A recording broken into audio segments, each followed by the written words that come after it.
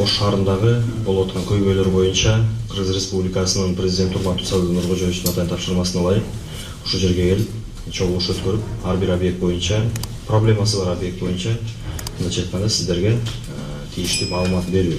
Параллельный проектированияга аткарганга Курулуш министрлигинен тийиштүү буйрук чыкты беле? Чыккан жок. Жок, мен сизден проектин сураган жокмун. Мен сизден баягы договорду сурадым. Договоруңуз барбы? Договор жок. Отура бериңиз. Бул деген мыйзамсыз нерсе. Кайрылуу туугандар, урматтуу Ош шаарынын мэриясынын өкүлдөрү, урматтуу ишкерлер, урматтуу жана маалымат каражатынын өкүлдөрү. Биз бүгүнкү күнү ушул жерге чогулганыбыздын бирден бир себеби ушул Ош шаарындагы болуп аткан көйгөйлөр боюнча Кыргыз Республикасынын президенти урматтуу Сооронбай Нуркожоевичтин атайын тапшырмасына ылайык ушул жерге келип чогулуш өткөрүп, ар бир объект боюнча, проблемасы бар объект боюнча мындайча айтканда сиздерге тийиштүү маалымат берүү. Жана ошондой эле аягында ушул кантип чечебиз деген маселени талкуу болот. Өзүңүздөргө белгилүү болгондой эле буга чейин Ош шаарында 1 жыл 1 ай Ош шаарынын мэрі болуп Токторбаев Жеңишбек Шермаматович иштеди. Ал учурунда көптөгөн жумуштар аткарылды. Бирок ошого жараша эле кандайдыр бир көйгөйлөр дагы мындайча айтканда чечилбей калып кеткен. Негизинен биз сиздерге маалымат берүүнү ошол жерден кандай болуш керек? Курулуш деген бул өзү эмне? Курулуштун механизми кандай? Кантип салынат? Жана ошондой эле кантип ишке аткарылат деген нерсеге биринчи маалымат берсем. Курулуш деген капиталдык салымдар беренесинен жана ошондой эле жергиликтүү бийликтин акча каражатынан салынган кандайдыр бир объектилер ушул шаардын же кандайдыр бир айылдын болобу же бир жердин болобу инфраструктурасын өнүктүрүү боюнча атайын иштер. Курулуш кантип жүргүзүлөт? Мисалга аты жалпак тил менен сиздерге түшүндүрүп берейин. Курулуш деген ошол жерге мисалга аты жол керек болду. Бир жерге жол керек же мектеп керек болду. Бул кандай аткарылат? Булагы эки жерден болот. Жергиликтүү бийликтин каражатынан жана ошондой эле республикалык каражаттан бөлүнөт.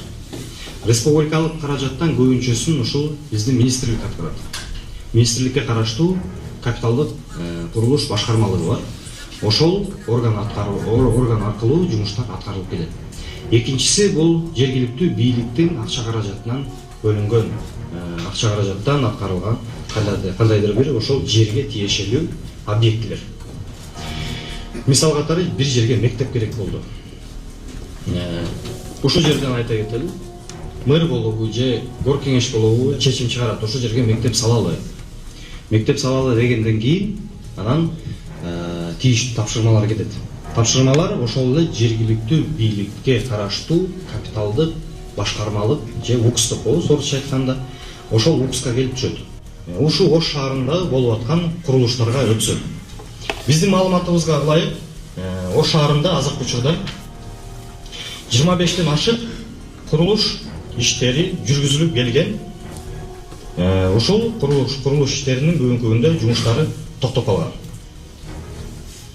Мисал катары айтып кетсек, биринчиси эле ошол Ош шаарынын Осмонов жана Гапарайтиев Көкүмбей көчөлөрүнүн кесилишиндеги жол тыгынды жоюуга тийиштүү развязка деп коет. Мен ушул жерден мынакей сиздерге ошо бир эле мисал катары айтып кетсем, ушул развязканын ПСД документациясы барбы? Ким жооп бере алат ушуга? Бул капиталдык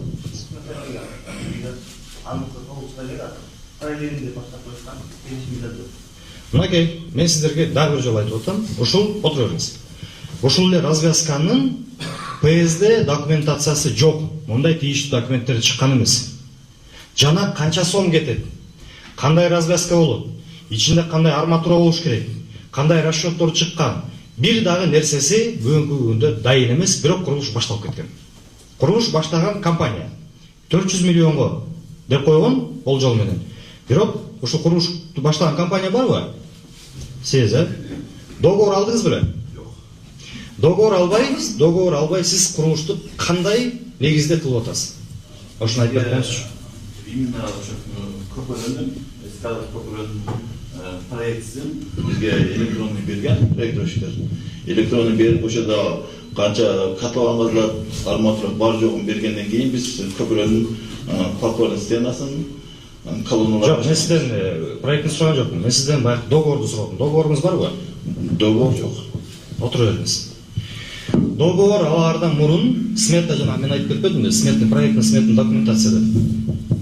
Проектный сметный документация мамлекеттен бөлүнүп аткан акчага обязательно экспертиза өткөрүш керек. Мен аны жана айтам деп унутуп коюп турмун. Бул экспертиза ушул курулуш министрлигине караштуу экспертиза департаментинде өткөрүлөт.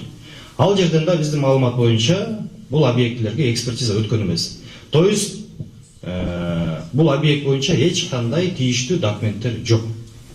Ошондой эле дагы бир объектин айта кетейин. Экинчиси бул Ош шаарынын мэриясынын имаратынын капиталдык оңдоп түзүү өткөрүү. Ушул боюнча ПСД документация барбы? Боюнча да жок. Баштаган. Договордо жок. Отура бериңиз.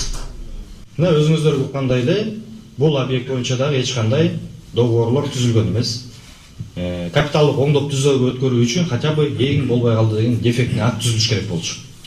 Дефектный акт түзүлүп, ошол жерден дагы сметасы жасалыш керек болчу. Сметасы жасалган эмес, жана мен айткандай эле экспертизадан өткөн эмес. Ошондой эле кантип кайсы компания салып атканын дагы биз бүгүнкү күндө билбейбиз. Бирок эртең эле ушул эки компания мынакей бизге келет дагы биздин акчабызды бербей атат.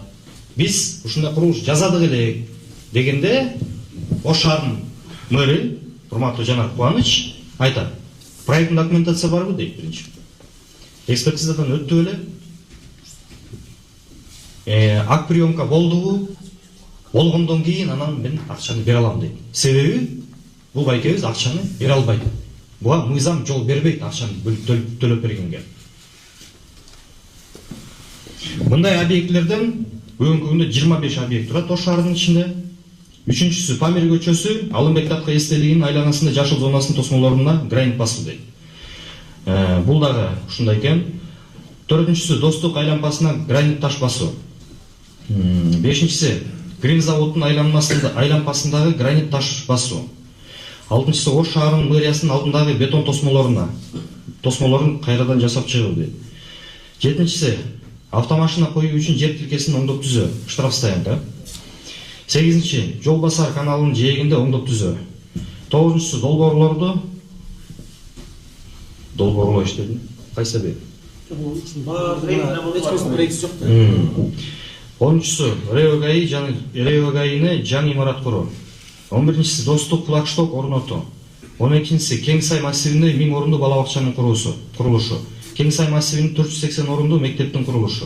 Кең сай массивинде 600 чарчы метрлүү өлчөмүндөгү резервуар куруу. 15-чиси Көкүмбий көчөсүндө эки тарабына тротуар куруу. 16-чы Масалиев проспектисинде тирөөч дубалдарды куруу. 17-чиси Алымбек Татка көчөсүндөгү Тышкы иштер министрлигинин тушунда тирөөч дубалдарды жана тротуар куруу.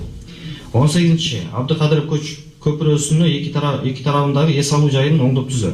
19-чу Энисай жаңы конушуна сквер куруу.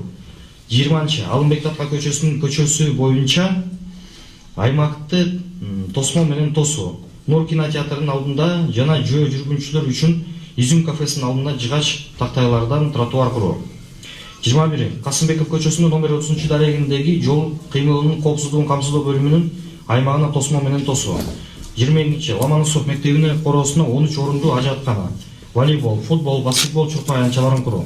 23 Ош шаарынын Исанов көчөсүндөгү Алыкулов паркынын тартып Вахапова көчөсүндө чейинки аралыкка эс алуу жайын.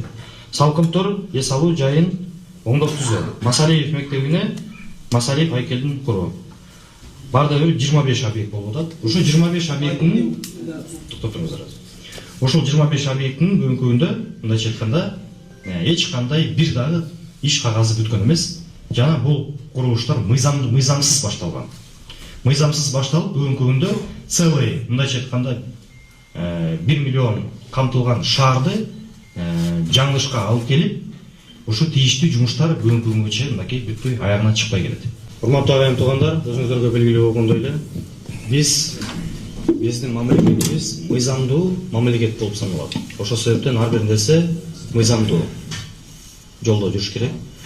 кичинекей үй салсак дагы же чоң жол салсак дагы же мектеп салсак дагы ар бир нерсени мыйзамдуу кылып өз убагында бүткөргөнгө аракетибизди көрүшүбүз керекпиз. Негизинен жумуштарды эрте бүткөргөн өзү жакшы.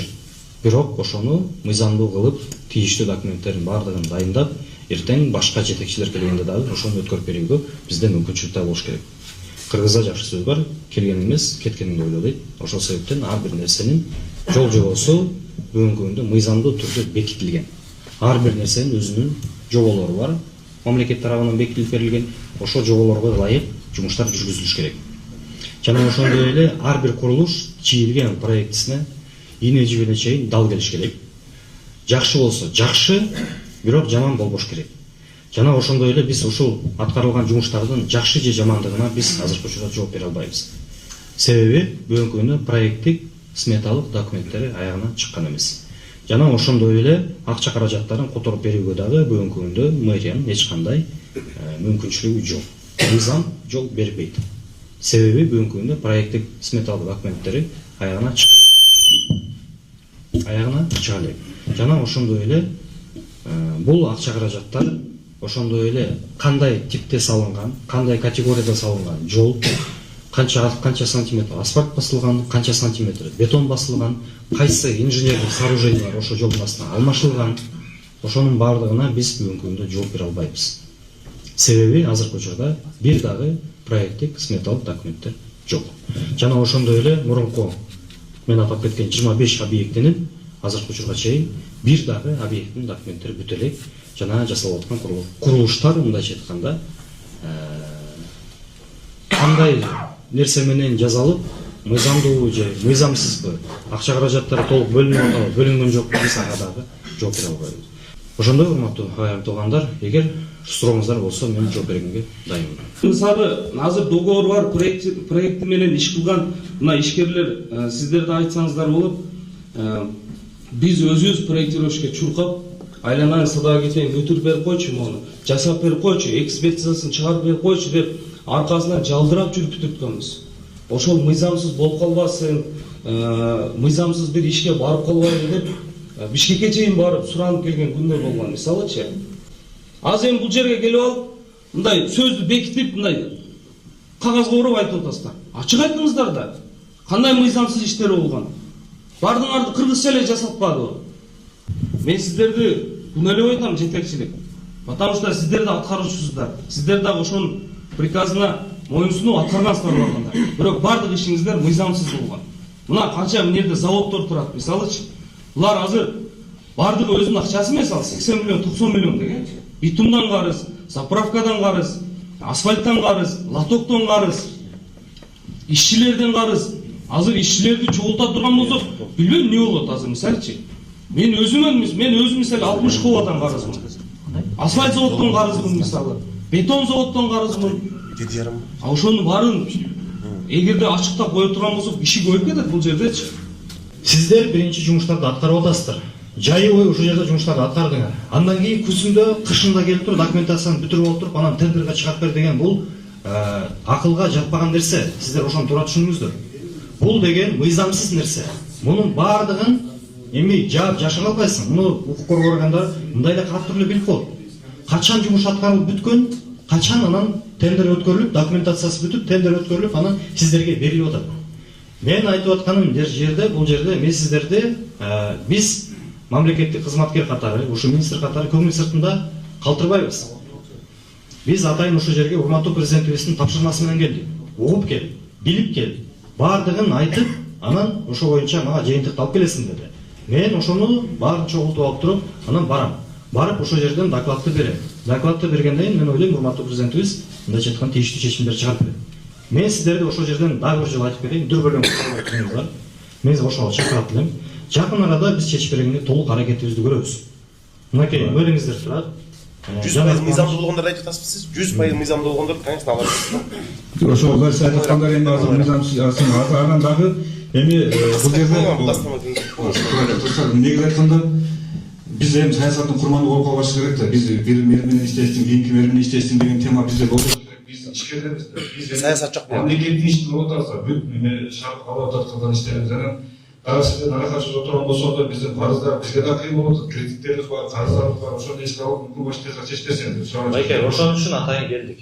Мына ишкерлер буга чейин сиздер менен жолуктабыз. Нурлан Кемелевич, акыбал ушундай келген күндөн баштап эле бул күнү менен ысты маселелер.